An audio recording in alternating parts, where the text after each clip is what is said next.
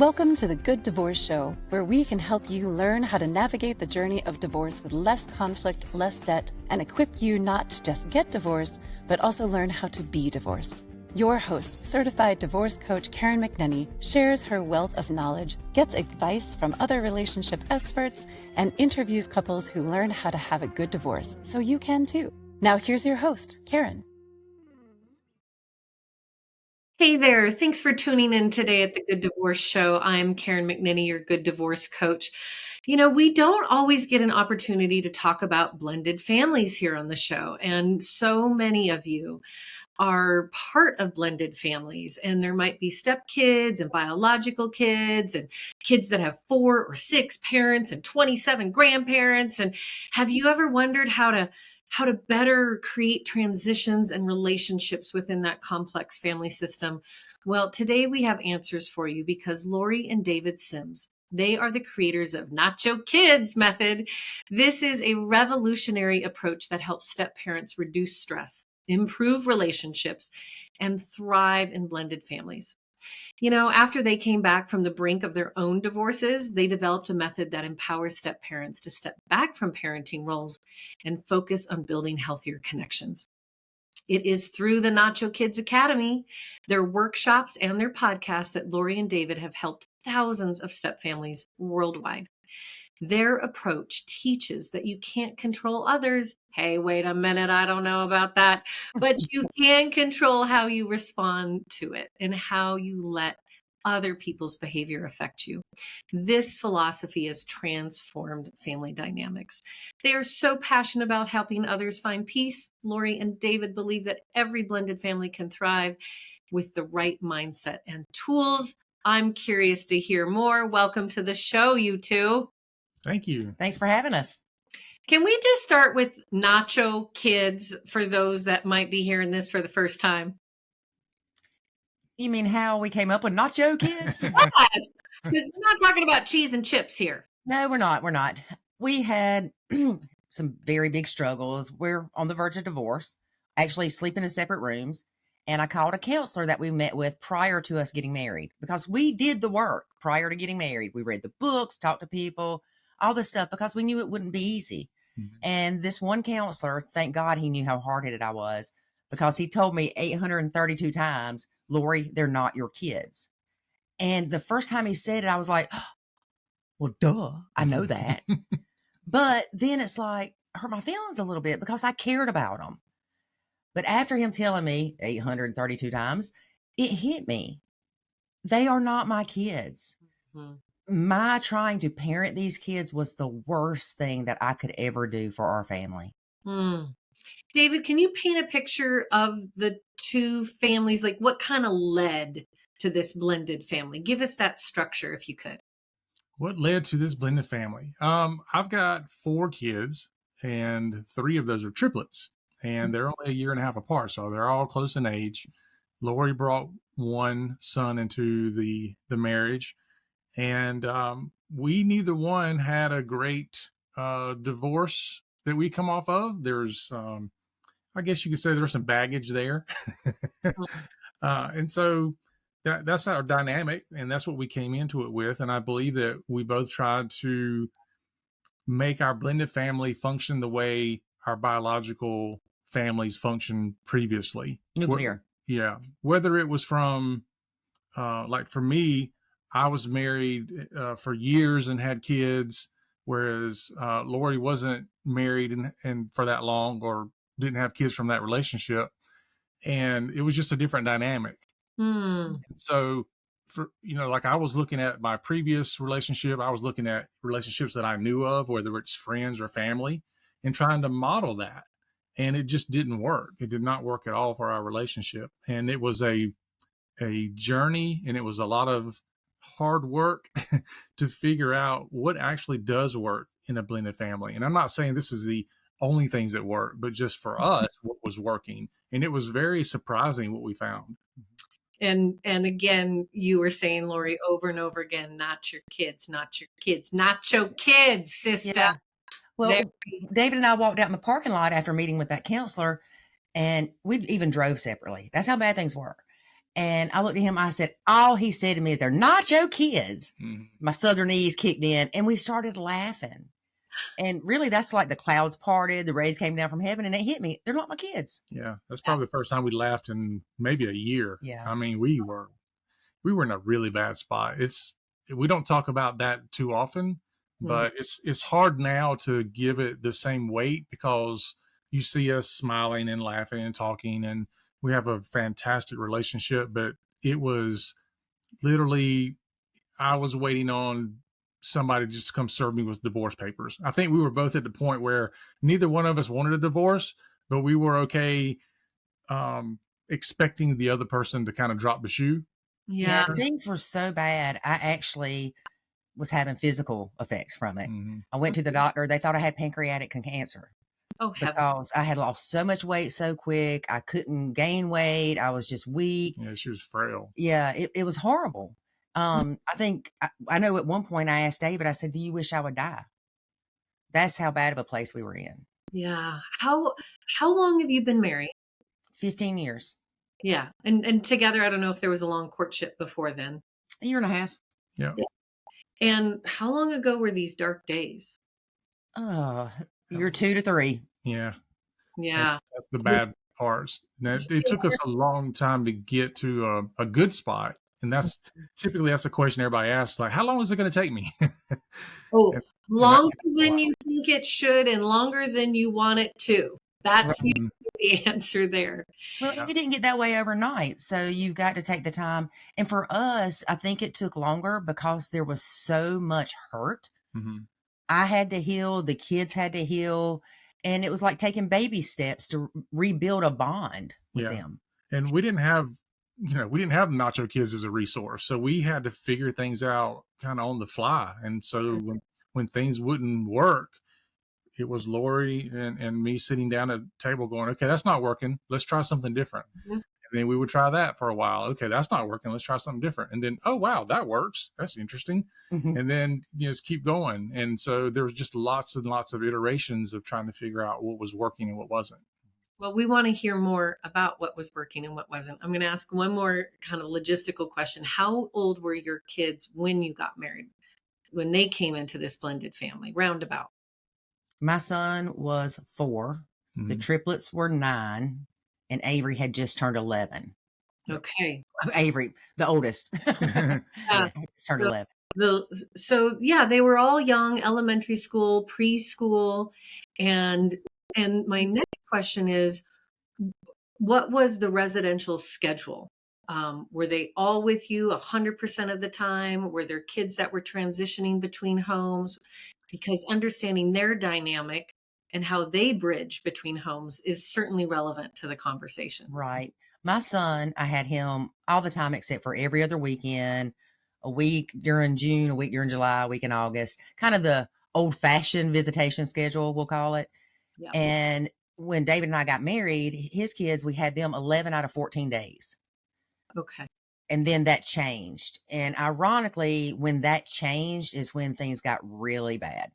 And how did it change? Yeah, we went to a 50-50 schedule. And initially it was one of these 2 days on, 2 days off, 2 days on, 3 days off, just back and forth all the time. Bouncy bounce. Yeah. Mhm. It was that for a while. I don't remember how long exactly. And then Not long. And then we ended up changing and going to a 7-day on, 7-day off schedule because them bouncing back and forth just was not good for them. Yeah. And did the week on, week off help in some way? I think so. If nothing else, it gave us more of a break between times that they were here because I think we needed that to really step back, work on our own relationship because we were not in a good spot. So we had more time to work on our own relationship and our own time to look at things and kind of have a game plan for the next week. Yeah. And for them, they weren't living out of a suitcase all the time. They felt like they had 2 homes versus 2 Visitation. hotel rooms. Mhm. I think it's really relevant to think about the experience of the child. And when they're young, we're still attaching under the age of 5, certainly under the age of 3, those little short stops make a little more sense. But as they get older, they want their stuff. And it takes a day of transition to settle into the culture of the other home. Mhm. That's what I don't understand about the 2-2-3-3 or whatever it is, because they don't even have time to get settled in one place and they're bounced right back to the other. Well, I can speak for me. It was completely a selfish the way I looked at it, which was I just don't want to be without them more than 2 or 3 days at a time. Right. And when they're little and we're just all forging into divorce, those shorter transition schedules can make sense. But in the longer stretch, I know my kids, they came to us after COVID, after we were all hanging out in our pajamas for a long time, and at home, and they said, "Can we do 2-week cycles? Like we Oh, wow. see you guys all the time, but we're tired, right?" And then when my eldest daughter went off to college, brother came to us. They're 18 months apart, and he said, "Can I just be in a place for a month? Because I've built this computer system, and gaming's really important to him now." And it's like it's not even worth it. So and we live 6 blocks apart. So they were floating, but they wanted to feel like they had some rootedness. And this is the biggest imposition hopefully this is the biggest imposition that we put on our kids. It's not a whole bunch of other drama, but this one, I really think the parents, like yourselves, thinking about what is the right rhythm for our family. Right. Okay, so now that we have a picture of this family, I want to hear a little bit about where was it not working? And then specifically, what did you do to address it? What are some tools that our listeners could take into consideration? Anything you can think of was not working. I was going to say, I don't think anything was working. For Like- instance, Chores, schedule, homework, E, Keep going. yeah, dinner, remote control. everything. None of it. Expectations were completely upside down. Right. And part of that, and part of my story is I like to tell people that I created a lot of the issues because of my improper expectations on her. And she was trying to live up to those expectations. And a lot of that was just born out of, how we thought things should go and what our previous relationships might have looked like. And gender roles. Yeah. And so, and some of it was just logistics. Like I go to work at 4:30 in the morning. It makes sense that you should take the kids to school because you don't have to be at work till 8. But when the kids are making her late to work and there's issues every single morning, then it's okay. What are we going to do? Because this is not working. And guess what? I got them to school before she was in my life. So I need to figure out how to do this without her until we get to a place that she can start helping again, if that's in the cards. Because Lori, you went from 1 child to 5. One sweet little baby boy. Oh my Lord. To adding 4 hoodlums from the zoo. Hey, them is fighting words. Yeah. It's true, though. And you've got to think, it was just my son and I. My house was quiet, clean. Here, David thinks a couch is a trampoline. It's got springs. Well, sure. Yeah. So they were all boy, right? So and was it 4 boys? 5 with mine. Yes. Yeah. Oh, okay. So we got all boys taken over. I love boys. We're not doing any gender specifying, attaching anything negative to anybody. But boy, howdy, I bet there was a big shift. And you talked about those expectations. And when we come from a nuclear intact family, that sometimes we carry that over and think that's going to continue. Is that part of what was happening for you, David? Oh, yeah. Yes. Yeah.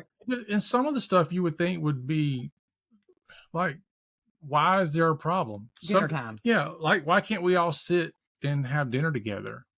Why is that a big issue? Why can't we all sit around before bedtime and have, a family prayer time or a family, talk about our daytime? Why can't we do that? And it's not that we never got to it. It's just we couldn't do it then.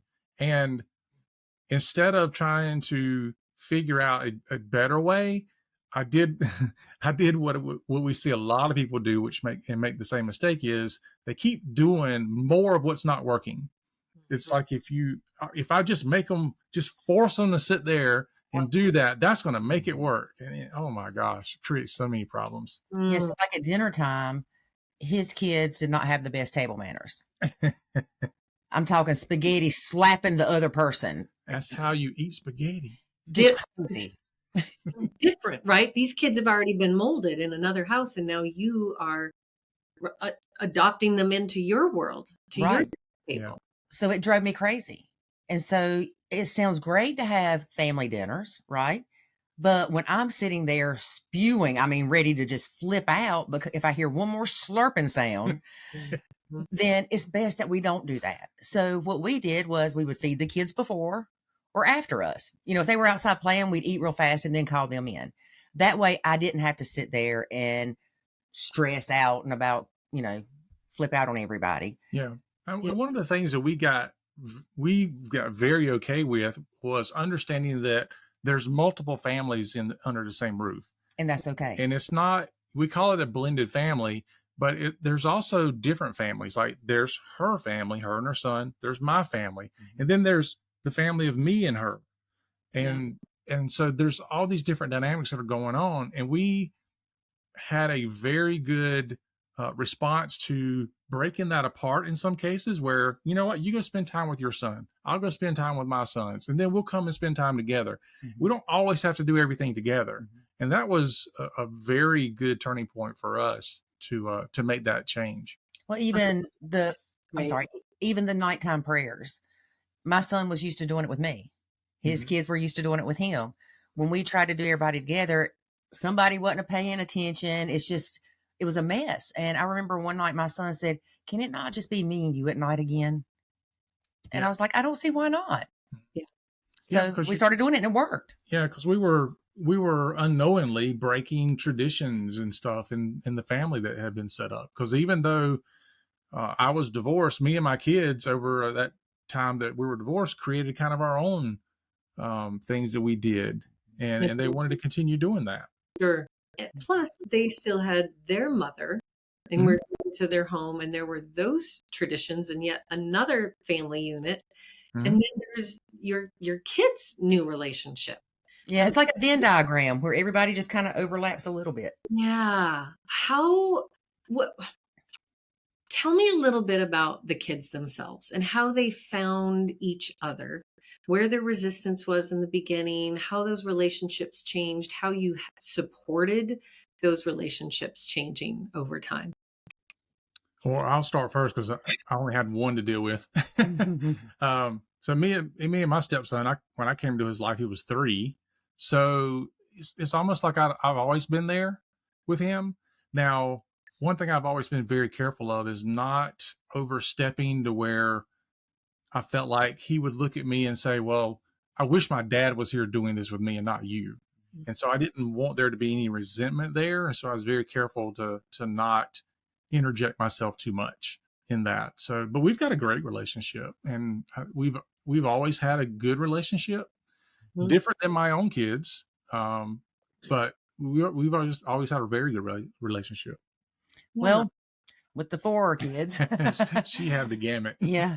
Well, in the beginning, they were all excited that we were getting married. They're getting a new brother. You know, my son was excited. He's getting brothers. It was good until I kicked into a parenting role.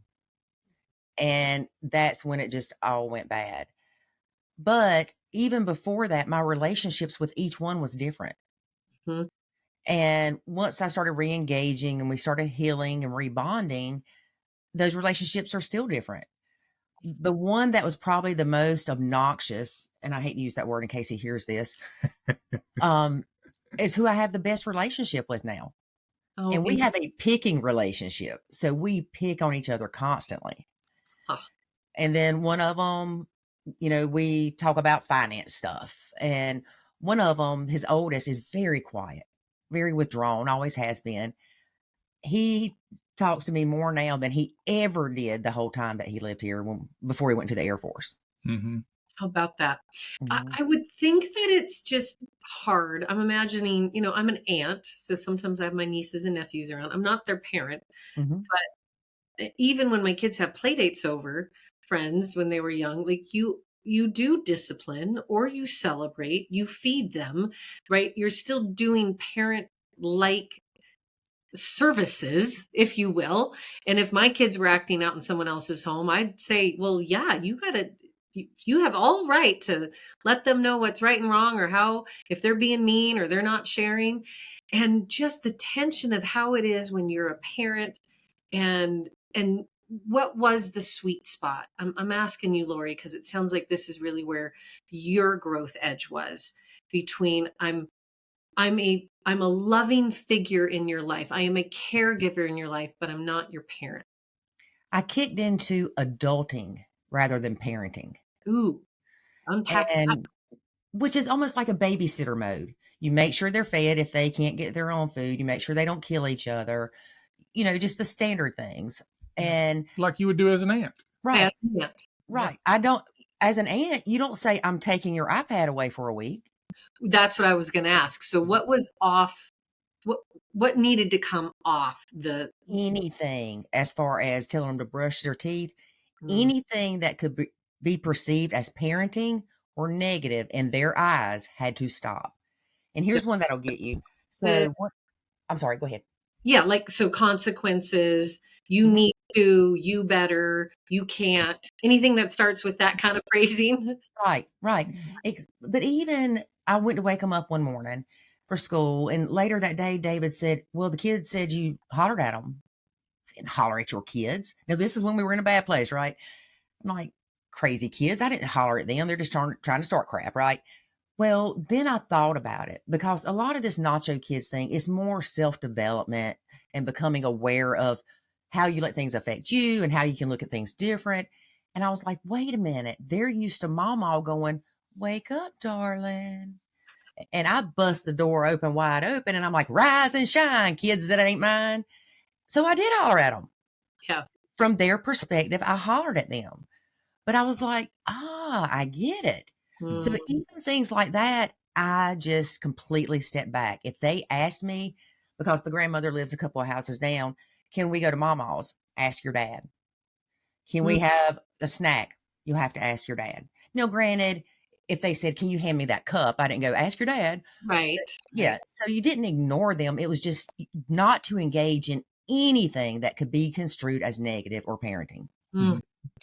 Well, there is more to uncover here, listeners, and I want you to stay with us. Before we go, David, just remind people where they can find you and your resources, so we can put a little bookmark there for folks who might be dashing off. Sure. So the easiest way to find us is to go to nachokids.com, and there's links there to all of our other resources. There's an academy, there's workshops, there's a podcast. Yep. We're going to hear more about that when we return. Stay with us.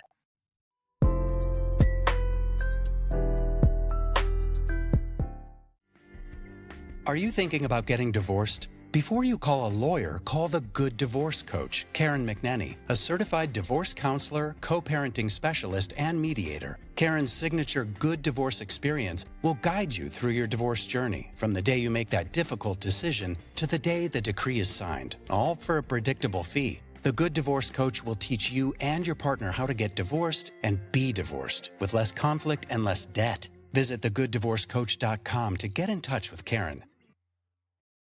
Now, back to the show with Karen. Welcome back to the show. I'm Karen McNenny, your Good Divorce Coach, and you are sitting in the right chair, or you're on the right dog walk listening, or maybe you got your hands in the kitchen sink. Either way, I know that you are devoted and committed to creating a blended family, a life in divorce that is not full of despair and destruction, but actually hope and thriving and even fun and delight. And today we've got Lori and David Sims of Nacho Kids. And I so appreciate your bright spirit as we talk about a topic, not in a way that is about burden, but actually blessing. Welcome back, you two. Thank you. I want to hear a little bit. Lori, kick us off. Where and when and why did Nacho Kids as an entity actually become the thing that it is today? What was the genesis moment? David gave me a website. And he said, in hindsight, it was more of somewhere for her just to journal, whatever. Yeah. I said her like I'm, a different person. This is back. long time ago, when blogging was kind of really, really popular.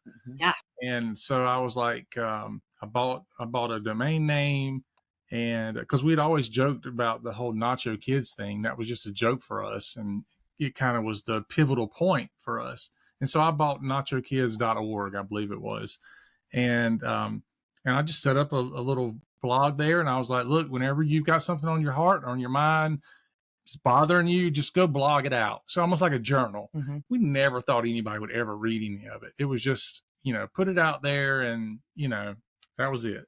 So I was in Facebook, of course, and I would see people in other stepmom groups get attacked. How dare you not love them like your own? How dare you not do this? And I would private message those people and say, hey, I was you. How about I share with you what worked for us? And eventually I created my own little secret group. You could only get there if I invited you. And so those were like the original 200 people that we helped. And they were having great success with it too. And I'm like, wait a minute, we're on to something. Mm. So I'm like, we are doing a disservice to the world to not share what worked with us.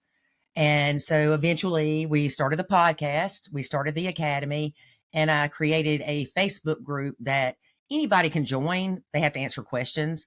I will say it's a hot mess in that group just because it's not a platform where we can teach the method. You've got so many opinions, so many hurt people that it's just not the place. But a lot of those people that really do want help come to the academy and work with us to get help. And then they'll stay in the Facebook group to help others sometimes. So like 2010, when all of this started out, how long? We got married in 2009, 2013 is when. 2013, you got a domain. Yes. And David, if I were part of the Nacho Kid Academy, what would I expect? What does that mean? Yeah, so inside the academy, we have a lot of courses that are specific to different topics. So everything from, stopping the bleeding. In other words, what can you do to get some immediate relief from what's going on? Things like, I've got a mini wife syndrome situation going on, or I'm trying to co-parent, or understanding guilty parent syndrome. Guilty is parent huge. syndrome is another one. So there's a course. I don't know how many is in there now, like 30 something courses that we have in there now. And they're all specific to different areas. Then we also have what we call challenges. And those are typically anywhere from 2-week to 30-day challenges. And it's everything from one we call the Nacho Kids Boot Camp, which is a 30-day challenge to really get you to understand kind of where you are in your journey and what your triggers are and things like that. And then we have other challenges there as well. There's a whole community of people in there, so you can go in and talk to other people in the academy, get their feedback on their situations, and then you can communicate with us. And then depending on the level of membership you have, you can also be on coaching calls with us every other week. Mm-hmm. Oh, it sounds like an extraordinary resource. Lori, will you say a little more about guilty parent syndrome? Oh, goodness. Well, this will be interesting. David and I, before we got married, like I said, we did all kind of research, right? We took a premarital quiz. Yeah. 100 questions. We had one answer different. One. Wow. So we're thinking, oh, yeah. We in heaven. We got this. We got this. Yeah, we're competitive too. Yeah. They say blending takes 6 to 8 years. We're going to list it in 2. I mean, it was just, well, we quickly found out that when we answered those questions, we didn't take into consideration our guilty parent syndrome. Even with having my son as often as I did, I still had guilty parent syndrome. And usually guilty parent syndrome is, I feel bad my kid doesn't have a nuclear family. I feel bad they have to go bounce back and forth. I feel bad they have to hear one parent complain about the other. But for me, I think a lot of my guilty parent syndrome came from I was adamant that I would have a different relationship with my son than I had with my mom. Oh, so it was really personal, and you were bringing a little maybe PTSD from your own family of origin? Yes, yes. And guilty parent syndrome, we know we have it. We know we're not stupid, but it's like, oh, he's getting ready to go to his dad's. I don't want to fuss at him. Right. Yeah. And then, oh, I've only got my kids a week. I don't want them to come and me fuss at them and me have to put them on restriction. And then they go back to their moms and they're not on restriction. Mm-hmm. It's just, you don't want to be the bad guy. And the biggest fear is that your child will say, I want to go live with my other parent. Yeah. Yeah. And that's what guilty parent syndrome, it paralyzes you sometimes. Mm-hmm. It's real. And then they don't do chores because they're only here for a short time. I do all the cleaning and laundry while they're gone, and oh yeah, we're not going to do those consequences and those like we still need to parent our children so they become good grown-ups. Right. 100%. Yeah. And hopefully there's a healthy co-parent relationship. Obviously that's the ideal. Ideally, yes. I tell my clients, your marriage is ending, not your relationship. Let's be real. You are in a forever relationship. So we're just renovating your relationship and we're pulling out the part that you both can care the most about, which is your kids and your co-parents. That's who we should care most about. Unfortunately, we see it too often where the disdain for the other bio parent negates any love that that parent has for that child. Well, if you really stop and think about it, most of us, you do love your kids more than you hate your former spouse. Most of us, yes. You can get that right Mm-hmm. and look through that lens. Now, here's another thing that I've heard through the Nacho Kids grapevine, this idea about stopping to greeting the step kids. Oh, Now, yeah. This sounds like a useful tool, but I don't know where you're going with it. It could definitely come across wrong. And unfortunately, Nacho does have a little bad rap because of the misconceptions that are put on Facebook and things like that. A lot of step parents use it as an out, but that's not the case. So when my step kids would come back from their moms, they'd walk in, I'd be like, hey, good to see you, or how was your day? And they would ignore me. Oh, Lord, that would make me mad. Because I was raised, you do not ignore an adult speaking to you, period. Right. So if they ignored me, I would get mad. Then I would tell David, your kids are rude or disrespectful. And, how dare you not teach them to blah, blah, blah, and all this stuff. And so that wasn't going anywhere, right? And he wasn't going to fuss at them. They had just came in the door, right? So I said, I'm just not going to engage. And so when they would come in, it's not like I would stare at them and just not say anything. I would keep doing what I was doing. Mm-hmm. You would not believe how quickly it happened to where David texted me and said, one of the kids can't wait to tell you something. Because I pulled back. Yeah. And let them come to you. I would say, even if you're not a step parent, I'm like Barbara Walters. As soon as my kids walk in the door, what'd you do? How was it? And they're already trying to reacclimate. It's a different weather pattern. They need to. So I now know also with my clients, we talk about transition rituals, and it might be a puzzle on the table. It might be everyone goes to their room and has a little quiet time. It might be snacks. It might be we all go on a dog walk, but it is not a pounce. Right. Mm-hmm. And as you settle, then they come to you rather than you chasing them away. Yeah, exactly. Yeah, because you think, well, I want to show them that I care about them and that I miss them, that I'm really interested in their day. But what they're seeing is, why are you interrogating me as soon as I walk in the door? Totally. Even if it had nothing to do with like, what'd you do at your mom's? Because we didn't ask that. It was, how was your day? But to them, that was still Lori interrogating or butting in where she didn't belong yet. I didn't have that trust and that love with them. Mm-hmm. Honestly, kids in a nuclear intact family also do not like being interrogated the day they've been in school all day talking and engaging. They need to rest their brain. Yeah, us grown-ups, we got lots of things to learn regardless of our family story. Mm-hmm. Yeah, I remember asking my kids, what did you learn today? And every single day, nothing. I'm like, you've been in school for how long? You've not learned a thing. Yeah. I want to say one thing that we learned going back kind of what we talked about earlier about food. Dinner is a huge source of contention in step families because maybe the step parent wants the children to eat healthier, but they don't want broccoli. They've never eaten broccoli. They've never had to eat broccoli. And the bio parent is like, don't force my baby to eat stuff. Just back off, right? But one thing we learned is if I cooked, they were like, that looks like dog food. I'm not eating that. So I was like, look, David, when they're here, you're feeding them. If you don't want to cook for me and Jackson, I'll go get us something. That's fine. But I would cook and David would tell them he cooked and they're like, oh, this is delicious. And it Well, just goes to show it's not about you as a person. It's what you represent. I represented their mom and dad would never get back together. that's right. That's right. And again, if you can be a grown up about it and realize it's not personal, it is a symbol, Mm-hmm. and you are a constant reminder that they're parents. And it's one thing when your parents don't repartner, that you can always in the back of your mind still have that little bit of hope. Mm-hmm. But as soon as they repartner, it just means now you're sitting in that seat. And I wish it were my mom, even if they love and adore you. So they're going through, I would think, and maybe those first 2-3 years, like you talked about, and when it got so hard for all of you, everybody's grieving the divorce again. Right. And loyalty binds. Yeah, totally. So this little blog of yours kind of exploded, and the movement of Nacho Kids and working with families around the world, so much so that some interesting bonds have come and some surprises.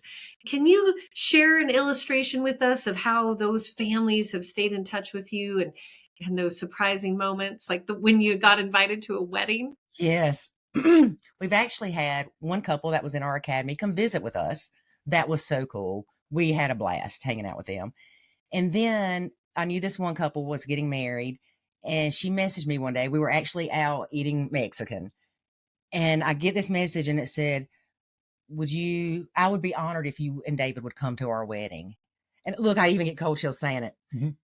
I almost cried. Yeah. It was the sweetest thing. And so we went, and these people, they're awesome. The day after their wedding, that night, they had dinner with us to tell us if it wasn't for us, they wouldn't be married. Mm-hmm. Wow. And we know they did the work. Yeah. You know, we didn't do it for you. But it was just one of those things that, oh my gosh, it really, you don't realize how much you can help other people sometimes just by sharing what you went through. And I get really attached to people. So a lot of these people that have been in our academy, they're my friends. I love them, you know, and I want what's best for them. And it's just, it's amazing to be able to build those partnerships and friendships and watch these people grow. It's beautiful. David, if there was something you could do differently, if you could go back in time, knowing what you know now, what would you have done different in the integration and introduction of Lori and Jackson to your own boys? Wow. My initial response is I wouldn't change a thing because I think it would mess up where I am now. Yeah. Good answer. Yeah, it's like, okay, if everything worked perfectly, then we wouldn't have Nacho Kids and be able to help all these people. So, but I know what you're asking. I think the thing I would do differently, any changes that I thought that we needed to make early on when we got married, I would have made those changes before we got married, so they weren't tied to her, so that they weren't looking at that and going, oh, the reason this changed is because of her. Yeah, we could jump on the couch till Lori came. Right. Oh, So I would have made all those changes way before we got married. And David, did you live with your boys as a single parent household for a period of time after your divorce? How long was that gap? A year and a half, 2 years, something like that. Yeah. Obviously, you and your son, Lori, were very nuclear for a time, and dad a little more absent. So, David, you were creating a lifestyle and routine with your kids, and there maybe were things that would have changed. And I'm curious, what comes to mind on that list? Things that would have changed Before Lori was on the scene. So some of the ones that I can think of off the top of my head would be, like she said, not running up and down the stairs, not jumping on the couch. I mean, because they just kind of had free reign to do any of that stuff. Because I didn't care. She did. I didn't care if they run up and down the steps. But some of those things we could have identified early on, like these are going to be issues if we don't resolve these. So change those now. So some in of- your court, I'm sorry to interrupt, but to be clear, in your courtship, when you started spending time with each other's kids before you lived together, right. you were starting to identify differences in parenting style, difference in behaviors. I wouldn't say we were conscious enough with that to identify that at the time. That would be a change. For those that are listening, who are on the front end of this story, and you are starting a new relationship and you both have kids, to really dig in and recognize, how do we parent differently? What are our parent values? What are our values and our routines and our rituals in our family? Yeah. And to like really lay those out and see, where is there going to be compatibility and where is there going to be conflict and consternation, and then what would we start to soften around the edges before we come under one roof? If Yeah. I'm getting your, like, that's the recipe. Yeah. Yes. Now, I think she and I have a parenting style that is very similar. But what we found out, like she brought up earlier, because of guilty parenting and all that, is that although our parenting styles are similar, they aren't the same as they would be had we been just in a nuclear family. If she and I would have a kid together in a nuclear family, I think we would parent very similarly. Mhm. But in a blended family and all the dynamics that come with that, we don't parent similarly. Mhm. We do out of guilt. Yeah. But I mean, just, back to your other question, everything from, hey, you painted the walls a different color to, there's you brought your couch here and had to get rid of the other couch, and just everything, all this stuff that was changing. Whereas I looked at it as, I'm glad stuff's changing. And I gave her, like, hey, go pick out whatever you want, change the color of the walls. I don't care. I want you to feel like this is your home too. But the kids were looking at it going, what in the world is she doing? She's taking over. She's getting rid of our memories Yeah. Right. Oh, because I moved into their house. Yeah. I remember having a relationship with his kids were adults. They were like senior in high school, going to college, and we rearranged the living room furniture. Oh no. He didn't change but rearranged the furniture. He rearranged his bedroom. And I'm like, I'm not touching any of that. And he's like, I want help. I want things to, like you, David, like, I need it to be refreshed. I need it to feel different. I need to reset. But I symbolically, whether I touched a piece of furniture or not, my presence in that world was symbolizing change and shift. Even if they adored me, which they did, it was disruptive. And I don't think that we're conscious enough about how the little things, because those kids already are living across two homes. They've already had so much disruption. And it sounds like, Lori, you and your son moved into David's house. Is that what happened? That's correct. And I have to say, when we were in the worst part, I didn't see what the kids were going through. I couldn't, because of my own pain and my own hurts. And even with my son, I felt like that he was treated like the redheaded stepkid. So I was constantly on guard to make sure nothing was said to him. Protecting your baby. Yeah, protecting my baby. And one day it hit me. I heard him and one of the brothers arguing, and I was getting ready to react and go in there and protect my baby and, pull him away from the evil monster. And I was like, wait a minute. My sisters and I fought like cats and dogs. And that's some of the best memories we have. Like, do you remember me beating you up over a buff puff? We're like, yeah.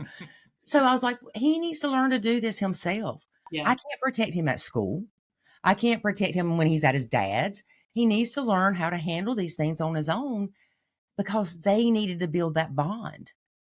And by me jumping in, it made the kids go, don't mess with Jackson. You'll get in trouble if he cries. Right.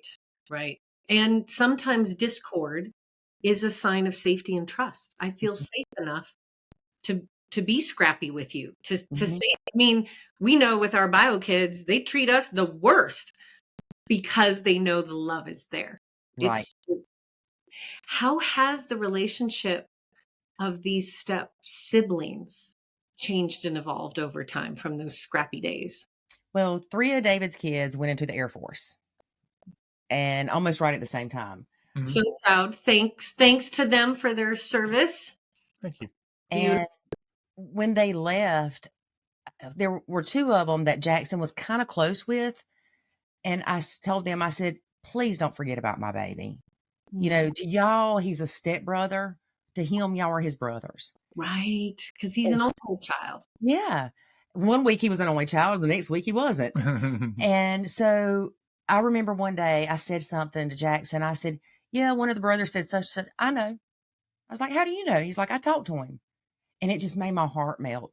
It's like, oh, they love my baby. They have a relationship outside of you. That's such a win. Yes, 100%. It's great. And even my relationships with the kids, it's amazing. Sorry, my dogs are going to bark. It's amazing how far those relationships have come. One of them, I don't nacho as much as I used to. I'll tell him, I'll be like, dude, pick up your mess. Come on. What's wrong with you? Another one I won't, because I know we don't have that same type of relationship. And I'll just tell David, hey, can you pick that up? And he knows whose kids it is that did it. And he'll be like, pick your crap up, you know. Yeah. But those relationships, they had to be built on trust. We had to create that foundation. So when I did say something to them, it wasn't out of judgment or criticism. It was out of love. And now they know that 100%. Beautiful. Such a rich conversation with Lori and David Sims of Nacho Kids. David, remind us where folks can find you and additional resources so they can, again, infuse their own blended families with more function. Sure. So you can find our main site at nachokids.com. If you're interested in the academy, you can go to nachokidsacademy.com. And we have a podcast, the Nacho Kids podcast, anywhere that you listen to the podcast, and also a YouTube channel. So we're everywhere. Fantastic. What words of wisdom would you send our listeners off with today as they think about growing healthy, vibrant, fulfilling blended families? Mine would be grieve the nuclear family you thought you would have. Yeah, I think I would say don't assume that you don't need help and get it quickly. Like if I could go back, and we thought we were doing this, like we thought we were getting prepared in the right way. And, if I had to do it all over again and I had something like Nacho Kids as a resource, I would get in early and I would try to figure things out early, because waiting until after there's all this resentment and damage to your relationship and then try to do this, it can be done. We did it and we see a lot of other people do it, but it is so much harder to do. And there are still things that David will talk about, or I'll talk about on our podcast or in interviews. And there's some things you can tell by my facial reaction. I don't want to talk about it. It's so hard still, because that pain sometimes just comes back. And that's one thing I had to do when I started the academy.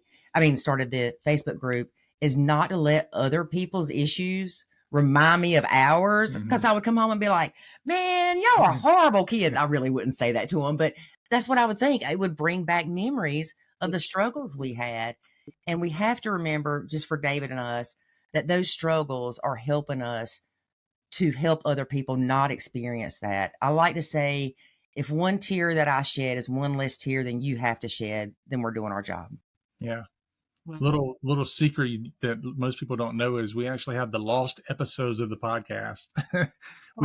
We started a podcast probably a year before we actually went public with the podcast, because I think we recorded 3 or 4 different episodes. I couldn't do it. And then we were like, we're not ready. We can't talk about our journey because it's still too painful. And so we never published those episodes.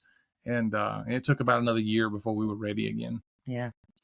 Well, thanks to both of you, Laura and David Sims of Nacho Kids, for taking the pain and the journey of your family and truly transforming it and creating miracle grow for all the rest of these families to learn through your trials and tribulations and what you have transformed into truly a beautiful calling. Thank you so much for joining us here today. Thank you so much. Thank you for having us. And listeners, I just want to celebrate you for taking the time to invest in yourself and to know that what you are walking through, you're not alone. These are hard days, and we don't know how to do it unless we turn to people who've been there before us. So again, reach out, find resources. You can find me at thegooddivorcecoach.com. And remember, everything will be okay in the end. And if it's not okay, it's not the end. Thanks for listening. Do you have questions or thoughts about this week's episode? Let us know by following the Good Divorce Coach on Facebook and Instagram at Good Divorce Coach, and leave a comment. And be sure to tune in every Monday at 10 a.m. Pacific or listen anytime wherever you get your podcasts.